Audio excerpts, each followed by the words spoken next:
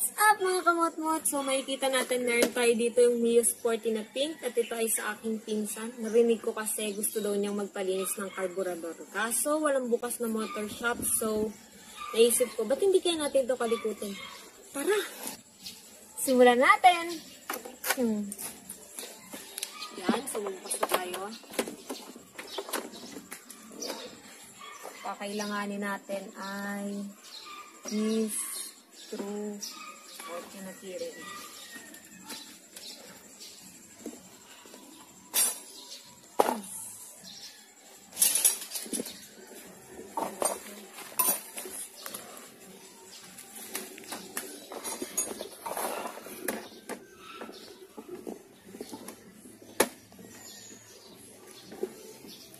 Yan, tatanggalin na natin ito.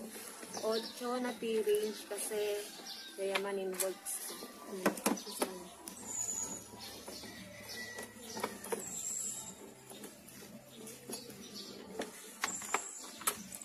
Tapos screw.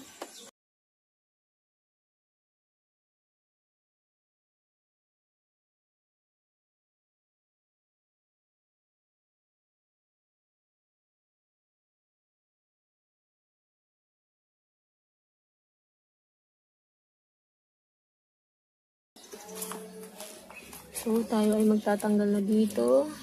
Guys, tanggalin natin una ang kable. Yan. So, iikot siya dito. Then, parang meron kayo ditong makikita guys na parang ano. Lugusin natin yan dyan para matanggal siya. Ayan. Yan. So, yan. Tanggal na to. Next natin, bubunutin na natin itong hose para sa gas. Ito lang. Kailanganin natin ito ng screw na maliit para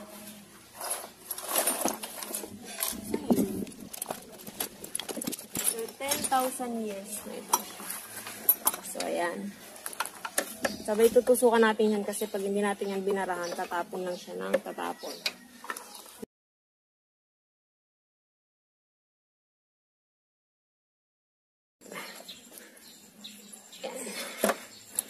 Ayan, natanggal na natin. May mga tira-tira pa dito. Patuloy natin guys.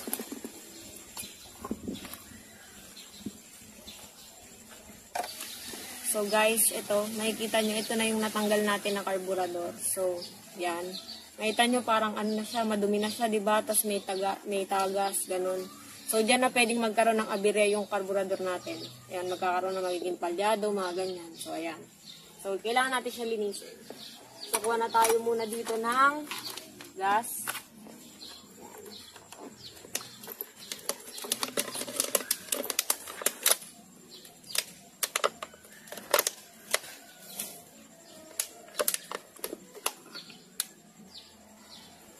So, medyo mabagal. It takes time. Parang paghihintay ng jowa. Kailangan natin maghintay. So, wait lang natin guys. Oops. Okay na siguro ito. Takpan natin ulit. Sayang ang gas. Yan. So, ito yung gagamitin natin pang-linis. Then, naroon na tayong gas. So, yan. Tabi muna natin ito. Magamit natin ito later. So, ayan. Bubukas na tayo. So, pupupuin muna natin. Kasi pag na-stuck siya ng matagal, ang tendency, mahirapan tayo siyang buksan. So, kailangan natin buksan. Yan.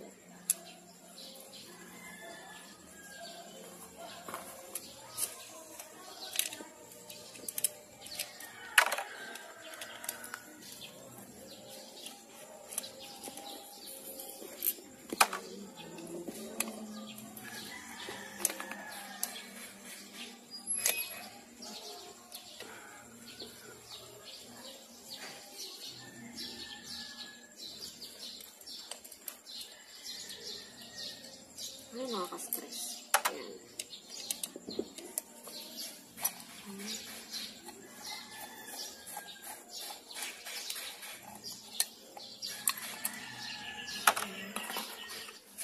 So, ayan guys. Ito yung itsura niya sa loob. Yan. Makikita niyo. Yan siya. Yan. Yan. So, gagamit tayo ng screw para matanggal to. So, lagyan natin lahat ng mga tornilyo na tatanggalin natin ito. So, yan. Tatanggalin na natin itong floater. Ay, naiwan yung valve floater. Lagyan natin yung yan. Yan. Tapos, next natin tatanggalin itong main jet. Lagyan na natin yan.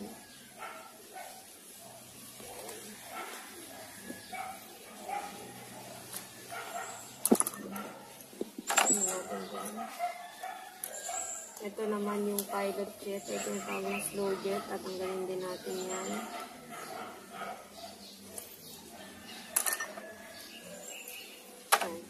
So, ganito na yan. Itsura pagtanggal na lahat. Tapos sa kabilang side naman tayo magtatanggal. Pukin din natin para lubuan. Tanggal tayo. Tuod natin dito. Tigas yun.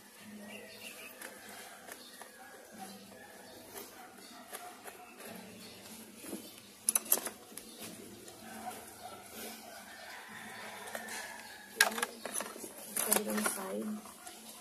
Tanggal din.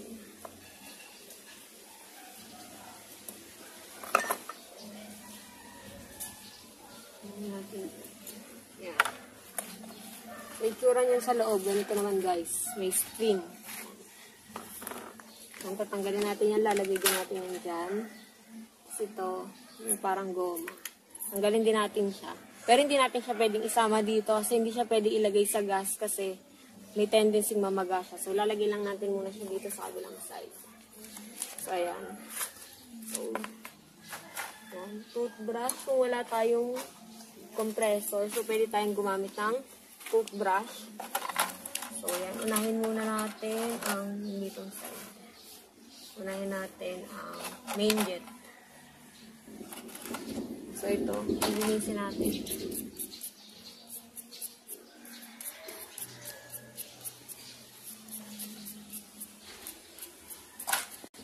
Yan. So, hanapin natin to. Linisin natin muna ang ito. Guys. Ito. Tinatawag nilang main jet. So, ito yung binabagsakan ng tinatawag nating karayom. So, yan. Linisin natin. So, lalagyan na natin sa set aside na natin yung mga nalinis natin. Dapat meron tayo dito naka-ready basahan. So, yan, main jet. Next natin yung pilot jet. Ito. Pilot jet. Ito. Tawag nilang pilot jet. Or slow jet. So, yan. Kailangan, isa to sa lagi nating kine-check kasi, pag nagbara to, dito na tayo nagkakaroon ng mga walang minor, palyado yung motor, ganyan. Or parang lunod, hirap sa yung pag-andar, ayan. So, yan. I-check natin dapat meron siyang butas. So, pwede natin siyang hipan. Yan. Yan. So, parang meron naman na siyang butas. Ayan. Makikita nyo naman yan guys pag sinilip nyo eh. May butas. Yan. So, ito. Yan. Yan. So, lagay na natin siya dito after nating malinis. Yung isa pa nating dapat tinitignan, ito. Ito. Yung tinatawag naman nilang valve float. Yan. Kasi ito yung madalas nalalagyan ng mga maliliit na bagay, mga maliliit na dumi. Yan. Mga buha-buhangin, ganyan. Tapos kaya mga tawag dito, mga kalawang-kalawang galing sa mga tangke. Ayan. So, pwede kasing magkaroon dyan ng yung tinatawag nating overflowing o yung pagtagas ng gasolina. Ayan, at ito, mahalaga din yung tinitignan. Valve float. Nice, okay. So, yan. Ito. Linisin din natin to. Ito. Yung floater. Ito. Dapat doble ingat kasi, pwedeng pag ito nasira, then makakaroon din tayo ng tinatawag na overflowing. Ayan, so, yan, linis-linis lang. So, kabit na natin yung nasa gitna niya. After natin bilisin. Then, set aside din natin dito. Kabila. Ayan. Ayan. Next natin itong string. Kunting brush-brush lang para malinis. Kasi, Mukhang madumi na talaga siya. So, set aside din natin siya dito. Tsaka yung mga tornilyo. Yan. Kung gusto niyo naman, brush niyo din. Kung gusto niyo maputing-maputi yung mga tornilyo niyo, pwede namang hindi. Yan. So, yan. Set aside natin. So, yan. Dito naman tayo ngayon. Yan, ito. Yan, nakita nyo naman, sobrang dumi niya. Yan. So, yan. So, ito naman na yung lilinisin natin. Dito na natin yung magagamit. So, yan. So, butasan lang natin to. Ito, sakit. Kuha tayo nito. Butasan lang natin. Yan. Yan. So, may butas na. Yan. Ito.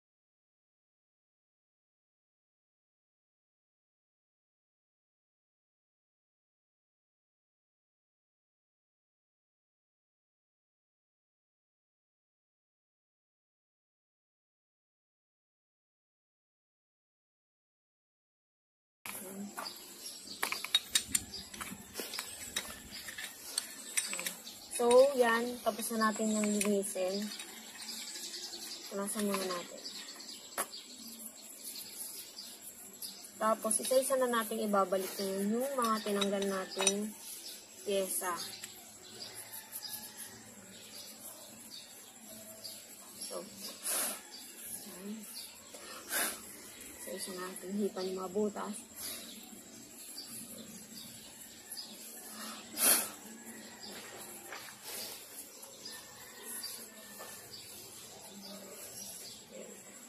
So, unahin natin ang yung jet.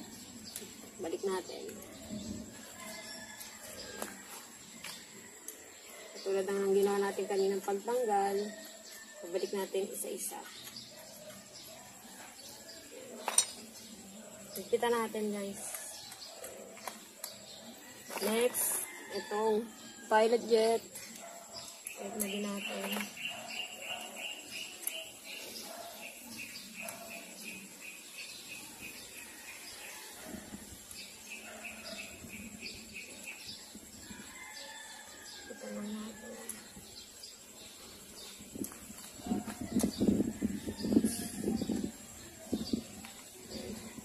Yan. So, yan. So, yan guys. Babalik na natin itong tinatawag nating floater at saka itong valve float.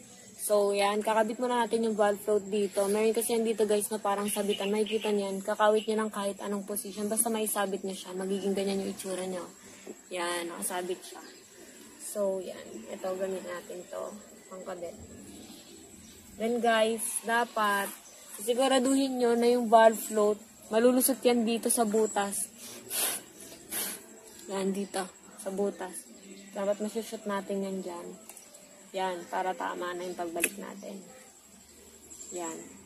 Then, yung tornilyo kanina, ito lang naman yung kakaiba. Ito kasi yung pinakamaigsi. So, yan. Kabit natin dyan. Gamit na tayo ng screw.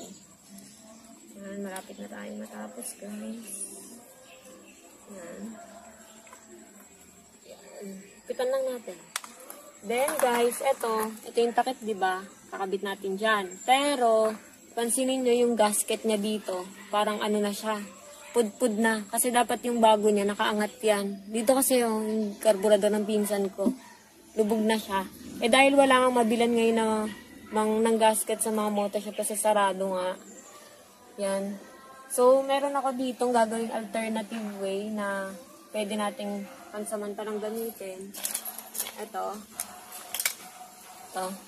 Yung tinatawag nating gasket maker. Yan. Nababasa ba? Madami kasi. Gasket maker. So, yan. Papaidan lang natin siya ng konti sa gilid. Lahat ng buong gilid. Yan. Kuha lang tayo ng konti. Ayan. Sisiguraduhin natin na lahat ng gilid malalagyan. So, yan. Yan. Ingat lang.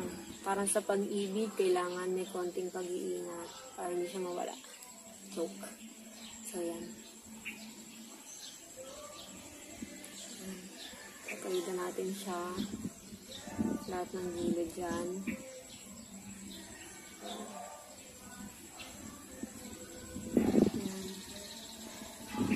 Kailangan maingat. So, yan. Pwede na natin siyang ikabit. Dito. Yan. Natin dyan. Yan. So, yan. Lapat na siya, guys. So, kabit na natin isa-isa yung tornilyo. Ang technique dyan, guys, para mapabilis kayo, kabit nyo muna lahat ng tornilyo. Tusok nyo muna. So, yan. Saka nyo kunin yung screw. Yan. Kasi kita natin. Ito lang nire-require sobrang higpit. Pero sa pag-ibig, hindi kailangan ng higpit. Kasi, pwede siyang wala. So, yun. Kita natin.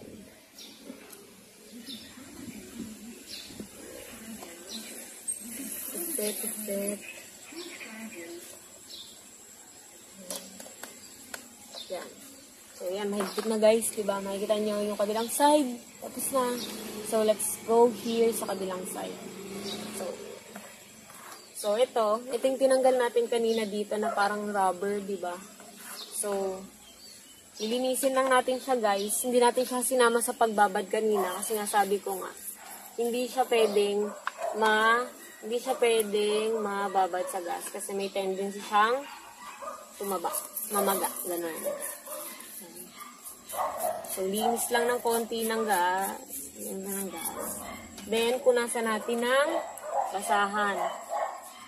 Then, punas. Tapos, guys, dapat, titignan nyo dyan, iti-check nyo din kung may mga butas ba siya sa gilid-gilid. Ayan, i-check nyo, takin nyo, tignan nyo. Pero dahan-dahan lang, baka masira naman. So, yan. Check nyo dyan. So, ayan, ito wala naman to. Sa case natin, wala namang butas. So, yan. Bakit natin chine-check? Kasi sa carb na ginamit natin, ano siya? Diaphragm type. Yan, diaphragm type. Pero meron din kasing tinatawag na piston type. Eh, dito sa ano natin, ang gamit natin, diaphragm type. Tapos yan. Babalik natin siya. Tapos, meron naman pala tandaan, guys, kung paano may babalik siya ng tama. Ayun, no? Meron doon, no? Yan. Kasi, dito, sa diaphragm type, ang nagpapangat sa kanya, hangin. So, kung magkakaroon tayo dito ng kahit maliit na butas, magkakaroon siya ng effect sa performance nito. Kasi mahalaga yung hangin. Yan. So, next natin, itong spring. Balik lang natin yan. Kasi meron naman siyang parang hint kung paano natin papasok nyo lang yun doon sa butas ng spring para mabalik natin siya ng maayos. So, ayan. Konti na lang, guys. Yan. Balik natin ulit yung mga tornilyo. Gamitin natin yung screwdriver. Ayan. Yan. Para hindi tayo mahirapan, kailangan siguraduhin natin dapat lang ayos. Yan. Kasi kita natin.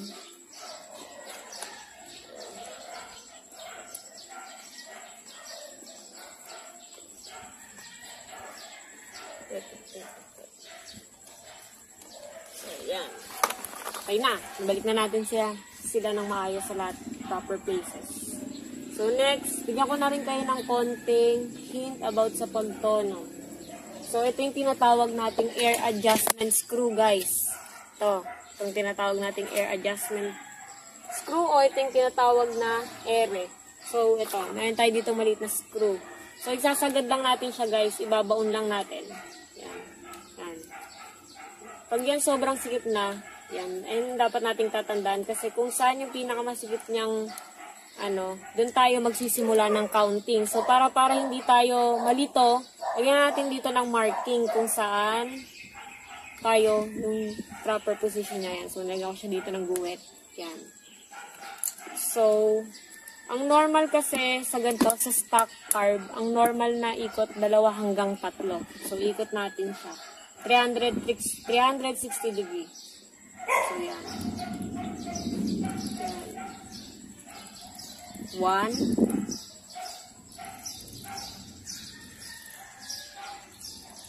2. Tapos na. Yan. 3. So, sa normal na stock carb, ang normal na ikot 2 hanggang 3 na ikot. So, dito, yun lang yung ginawa nating ikot kasi yun yung parang basic o normal na adjust para magkaroon tayo ng tinatawag na yung tipid sa gas, tapos okay yung ano niya, okay lang yung hatak niya yung ganon. So, yan guys, okay na. So, kung parang nabibitinan pa kayo guys sa gas, pwede naman ibaon nyo lang yung ere pa right side. Yan. Tapos kung parang ano, dito na lang kayo, mag-adjust na lang din tayo sa minor. Ito. So, balik na natin.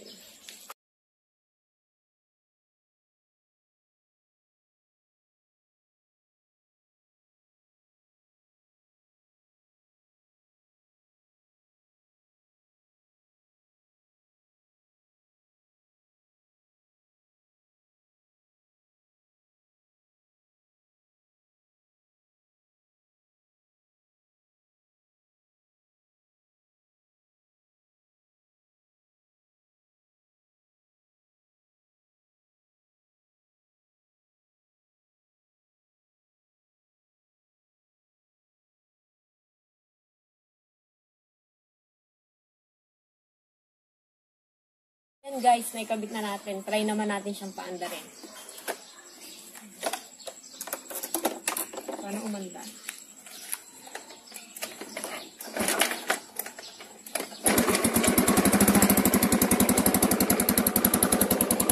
Yan, umanda naman siya. So, okay. So, yan guys. Napaandar naman natin siya. Okay naman yung minor. So, hindi ko na siguro iti-test drive kasi sobrang init talaga. Saka nakapagod. So, kung may mga katanungan pa kayo guys, PM nyo lang ako. Tatry kong sagutin yan lahat ng tanong nyo. About dito sa ginawa natin. Pero, huwag sana sa love life kasi wala ako niyan. So, yan. Wait nyo yung susunod kong mga vlog pa. Kung papalarin ako na matry na din natin yung mga 54 or 130cc. Tapos umabot tayo sa 59 or 160cc hanggang 160 big valve. Pero wag naman sana sa 4 valve kasi wala pa tayong parang budget dyan para gawin natin yun. So yan. Thank you for watching.